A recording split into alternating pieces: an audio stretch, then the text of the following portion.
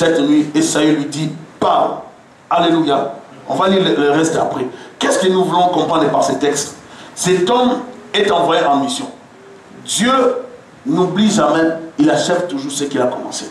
Comme Israël avait connu l'opposition d'Amalek lorsqu'il a Rephidim, alors Dieu, qu'est-ce qu'il va faire? Dieu va envoyer Saül, parce que Saül c'était un guerrier. Saül c'était un homme très fort. Amen. C'était vraiment un guerrier, un roi qui donnait l'image du roi. Parce que des fois, lorsqu'on parle de Saül, les gens pensent que c'était un homme un peureux. C'était un guerrier, un combattant, Saül. Et vous allez voir quand David va pleurer sur Saül et sur Jonathan. Saül n'était pas n'importe qui. C'était le type de personnes, lorsqu'il arrivait dans les combats, il pouvait tuer des milliers, lui seul avec son épée. C'était pas n'importe qui. Et lisez l'histoire des vaillants guerriers qui ont accompagné David pour l'établir roi sur Israël, même sur Hébron. Vous allez voir que David a été entouré des gens terribles. On pouvait envoyer un seul, mais qui tue plusieurs personnes. Et Saül était de ces gens, il était un guerrier, un homme puissant.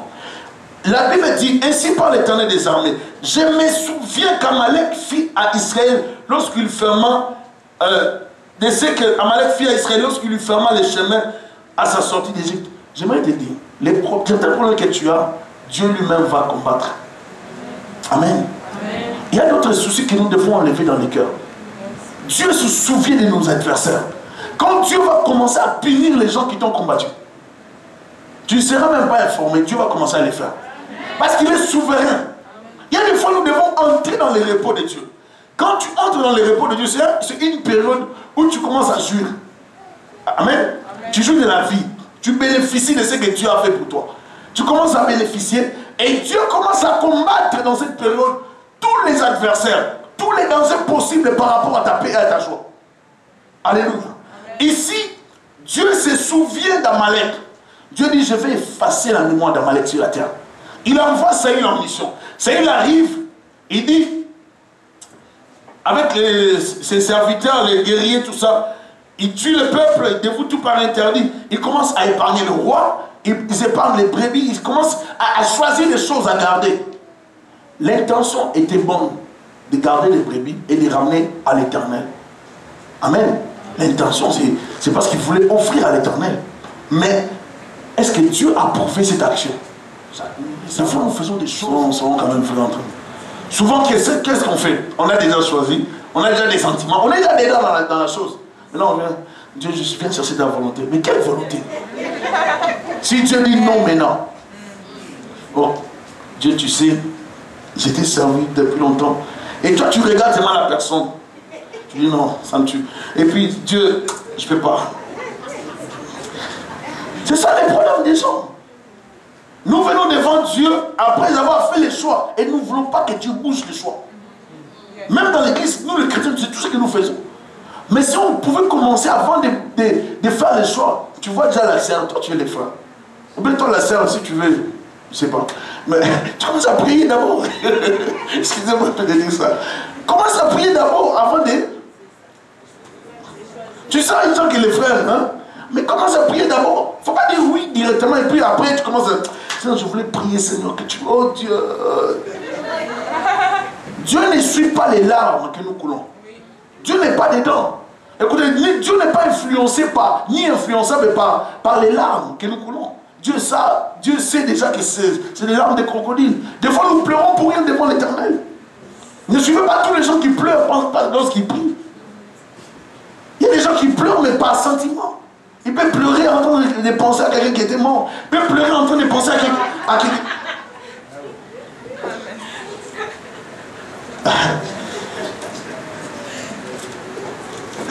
C'est que je vous dis, c'est la vérité. On est arrivé dans un on est allé enterrer quelqu'un quelque part à Kinshasa en Afrique à l'époque. On arrive, les gens se dirigeaient vers la tombe. Il y a des gens qui sont déplacés vers d'autres tombes. On les voyait pleurer. On est venu ici pour autre chose, pour quelqu'un d'autre. Leur famille, leurs personnes sont de nous depuis longtemps. Mais ils sont allés là-bas, ils pleuraient. On a compris. Il y a des gens des fois qui pleurent. Ils pleurent par rapport à la parole. Ils pleurent parce qu'ils regrettent autre chose. Ne suivez pas les pleurs seulement. Un jour, j'ai prêché en Afrique. Il y avait une sœur qui pleurait beaucoup, qui pleurait. Et quand je vois le pasteur, je lui dis, lui il me dit, oh, c'est une sœur qui aime beaucoup le Seigneur, elle est vraiment connectée. Je dis, ah bon? Mais moi je ne sentais pas ça. Moi j'ai dit, mais est-ce que je peux quand même prier pour elle? Parce qu'elle a beaucoup pleuré pendant la prédication. Oh non, mais on appelle. On a appelé la sœur arrive, elle pleure, elle venait de pleurer. Je dis, est-ce que je peux prier pour toi? Oh non, elle a refusé. J'ai dit, bon, j'ai demandé qu'on donne un verre d'eau. Est-ce que je prends le verre d'eau? Je n'ai même pas touché ça, j'ai dit, bon, je vais prier pour ce verre d'eau. Dès que je commence à prier, elle a refusé de boire de l'eau. J'ai dit au pasteur, ça ne va pas, il y a quelque chose qui n'est pas clair. Je me suis levé directement sans demander son avis, j'ai commencé à chasser les démons. Quand j'ai dit au nom de Jésus, elle était à terre. Et directement, l'esprit se manifeste. J'ai commencé à attaquer l'esprit dans la prière, je priais, je chasse l'esprit. L'esprit qui dit, je suis entré, comment est-ce que l'esprit est entré dans la fille? Lorsqu'ils ont aménagé dans une maison, et c'était un ambassadeur, un monsieur qui avait beaucoup d'argent, qui louait la maison avant eux. Alors l'ambassadeur en question était déjà parti. Mais le jour qu'elle a passé la nuit dans cette chambre, et c'est le jour-là qu'elle a connu un monsieur. Et depuis là, le monsieur l'a possédé. À chaque fois qu'elle voulait parler de ça, elle avait comme la voix bloquée. Elle ne pouvait même pas en parler. Et ce jour-là, j'ai lutté avec l'esprit en question. Je commençais à chasser l'esprit. Je me rappelle, il y a une personne qui était là, qui se moquait de moi, qui disait, vous les frères, vous avez toujours les fétiches, vous de faux frères, on va te voir aujourd'hui. Et là, vous savez, quand tu chasses les démons, il y a des gens qui t'attendent au tournant. Ils sont là, ils te regardent. C'est pas qu'ils prient, ils sont là, ils regardent si vraiment tu es vraiment sérieux. Non, ils bougent vraiment, tu vois. Ils bougent les pieds là comme ça. J'entends la sœur là qui parle derrière moi. Toi, on va te voir aujourd'hui. Tu viens ici prêcher avec des choses bizarres. Ici, je suis venu prêcher ou bien je suis dans un club ici. Elle me parle comme ça. Les gens, donc tout le monde me laisse. Maintenant, je me retrouve seul avec la sœur à terre qui ne se réveillait même pas, qui ne bougeait pas. Ça fait peur quand je chasse les démons, mais il n'y a pas de mouvement. Ah, si vous ne comprenez pas la délivrance, mais c'est mieux de chasser les démons quand il y a des mouvements. Quand il n'y a pas de mouvement, il faut connaître la délivrance. Hein. Parce que tu risques de perdre une personne et on va te mettre en prison. Ah. Et là, j'ai commencé à prier. Je vous assure, j'ai prié tellement qu'il n'y avait pas de mouvement. La fille ne bougeait pas. Tu chasses au nom de Jésus. C'est comme si le nom de Jésus devenait sans effet. Au nom de Jésus, rien. Au nom de Jésus. Mais démon, sort, il sort pas. Rien. Et là, c'est là qu'on apprend maintenant avec le Seigneur. Nous ne devons pas rester dans les méthodes.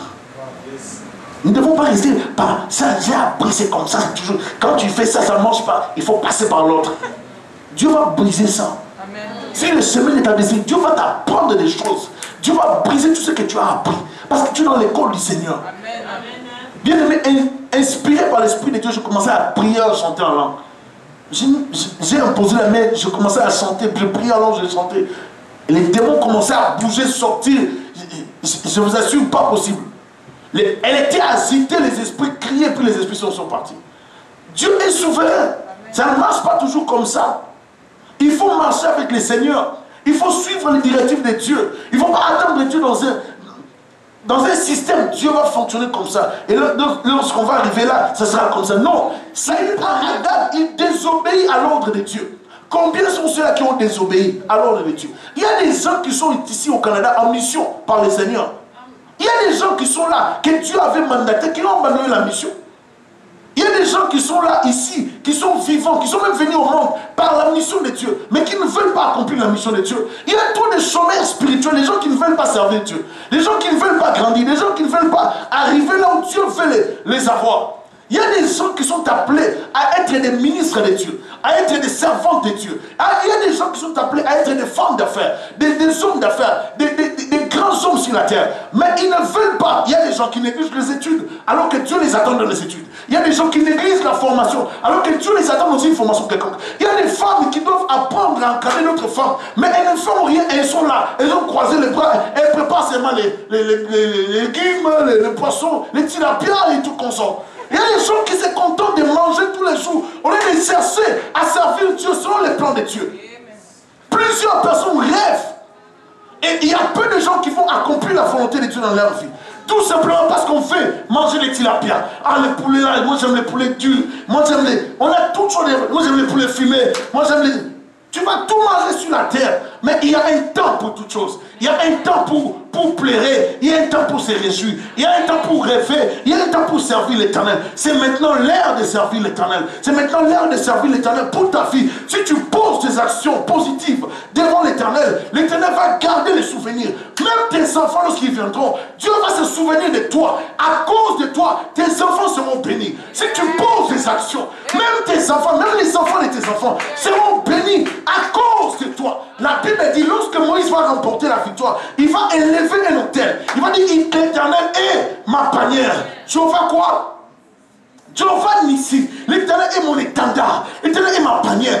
Comme l'Éternel a fait des grandes choses pour nous, je lève un autel en signe de remerciement, de connexion. Ce point sera un point de souvenir. À chaque fois que nous allons repasser par-ci, nous allons nous rappeler des lèvres de l'Éternel. Je me rappellerai de ce que Dieu a fait dans ma vie. Les souvenirs délivrent plusieurs personnes. Si vous oubliez ce que Dieu a fait dans le passé, vous n'arriverez pas à réaliser des grandes choses. Des fois, nous pouvons nous souvenir, nous servir de notre passé pour positiver et pour accomplir de grandes choses dans l'avenir. Le passé peut nous servir pour demain.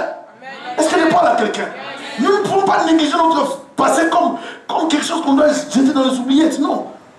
On doit s'en servir. Saül a refusé d'obéir. Il a obéi partiellement. Combien de gens veulent obéir partiellement? Il y a plusieurs personnes. Dès qu'on est là dans l'église, il y a des gens qui ne vont jamais fournir des efforts pour grandir. C'est pas bon. Amen. Est-ce que je parle à quelqu'un? Je vais vous dire quelque chose. Par rapport à la vie, par rapport à la réussite financière, matérielle, sur le plan social, tout le monde, qui ne veut pas réussir? Moi, les pasteurs, je vais réussir. Alors, qui sont ceux-là qui ne veulent pas réussir? Ils élèvent la main gauche. Moi, je lève la main droite comme quelqu'un qui veut réussir. Amen. Ah, bon, il y a quelques personnes qui veulent réussir. Les autres qui ne veulent pas réussir. Qui te soit fait selon ta foi. Moi, je vois les gens qui veulent réussir. Il y a des gens qui ne veulent pas. Il y a des actions prophétiques qu'il faut poser des fois dans la vie. On dit lève la main, lève la main.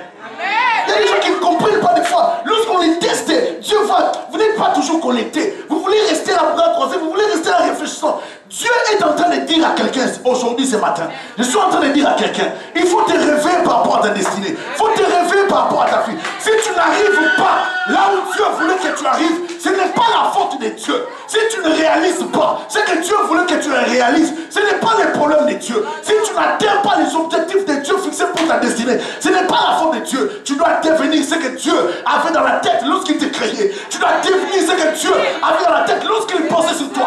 Il a créé. Il a dit, c'est créer une belle créature. Il a soufflé dedans, le souffle du Tout-Puissant qui nous garde en vie. Je sais une chose, qu'il travaille en moi pour me changer de l'intérieur, pour affecter mon intérieur. Et c'est alors que l'extérieur sera affecté. Si tu veux changer les autres, commence à travailler à l'intérieur pour que la société soit bénie par toi. Est-ce que je parle à quelqu'un? Vous savez, à l'intérieur, il y a beaucoup de choses qui se passent. C'est pour ça que Jésus va dire, le fleuve de vie va couler de notre intérieur, de nos seins. Pourquoi? Pour nous transformer, des rivières de Dieu, pour ramasser tout ce qui est sacré. L'Esprit de Dieu vient en nous. Il dit, il vous est avantageux que je m'en aille. Ce n'est pas pour qu'il soit avec vous, ce n'est pas pour qu'il soit sur vous, ce n'est pas pour qu'il vous accompagne, mais pour qu'il soit en vous, pour qu'il travaille de l'intérieur, pour briser les comportements, les caractères, les choses héritées dans la famille, pour tailler à l'intérieur. Il y a des changements qui se passent dans la vie de quelqu'un pendant que je parle. Il y a des choses que l'Esprit de Dieu est en train de faire dans la vie de quelqu'un. Il y a des choses que l'Esprit de Dieu installe dans ta vie pour changer ta vie, pour changer ta destinée, pour restaurer ton vie. Je l'ai dit l'autre fois là, les clous pour que ça supporte les tableaux lourds, ça prend les marteaux. Il faut frapper fort pour que ça perce. Amen. Sinon tu ne sauras pas supporter. Et la gloire, dès qu'il revient, qu'est-ce qu'il fait? La Bible dit, et on veut lui dire, Saül est allé à Carmel, et voici, il s'est érigé quoi? Un monument. Il y a des gens qui ne supportent pas des victoires. Dès qu'il a eu la victoire sur les Amalécites, alors qu'il a désobéi, il vient dire, faites-moi ce monument-là. Comme ça, tout le monde va savoir que Saül, ce n'est pas quelqu'un qui blague.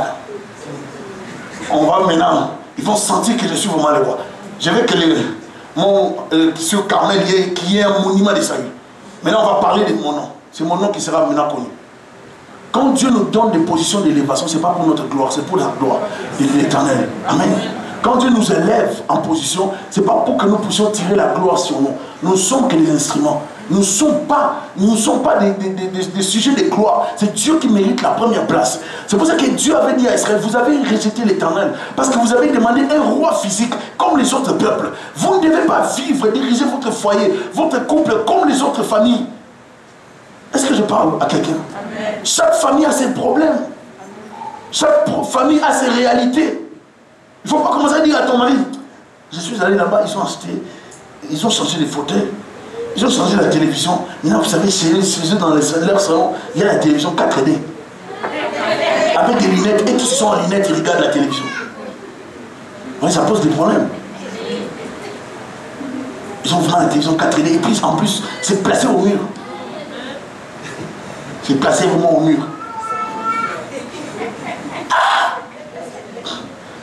Bien aimé,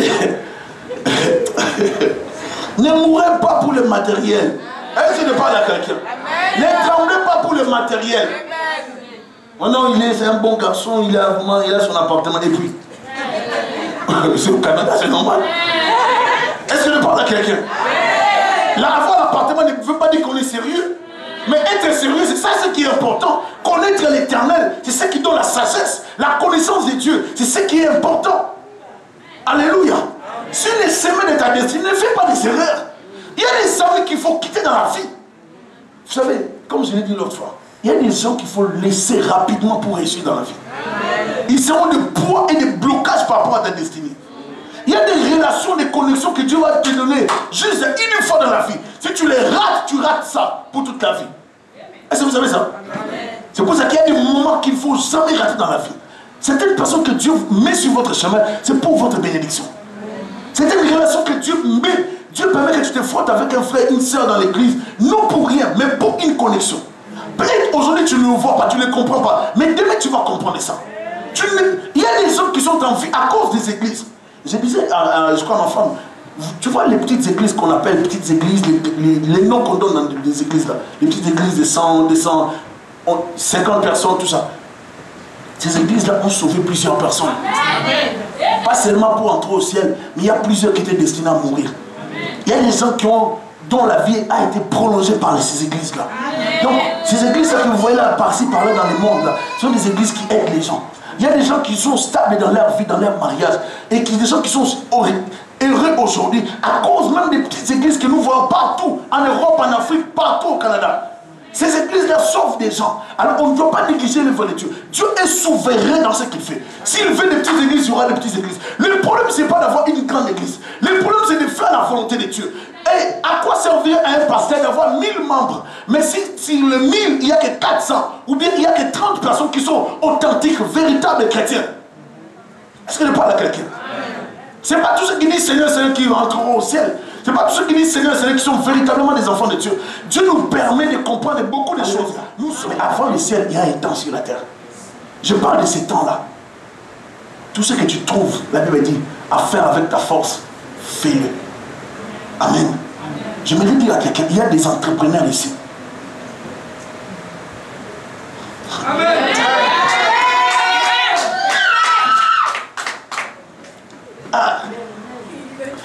Il y a des entrepreneurs ici. Amen. Il y a des femmes mariées ici. Amen. Il y a celle qui n'est pas mariée, elle ne va pas dire Amen. Elle croit que les jeunes, moi je vais rester comme ça. Non, il faut dire Amen. Amen. Il y a des hommes mariés ici. Amen. C'est pour ça que des fois, quand on dit on prie pour nos enfants, même si tu n'as pas des enfants, commence à prier pour les enfants.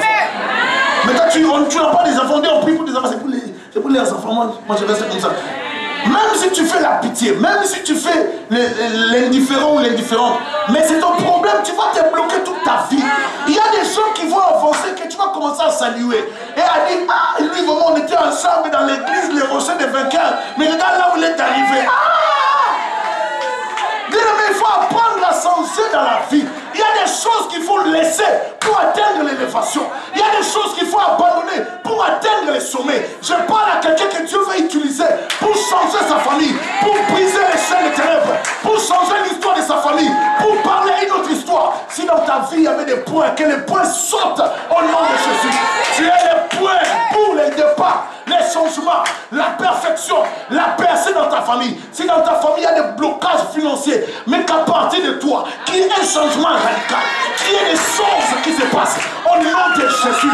Si dans ta famille, tout le monde meurt à 40 ans, mais dis à partir de moi au nom de Jésus, je refuse de mourir à 40 ans. Je refuse de mourir à 50 ans. Je vivrai et je rencontrerai les œuvres de l'Éternel.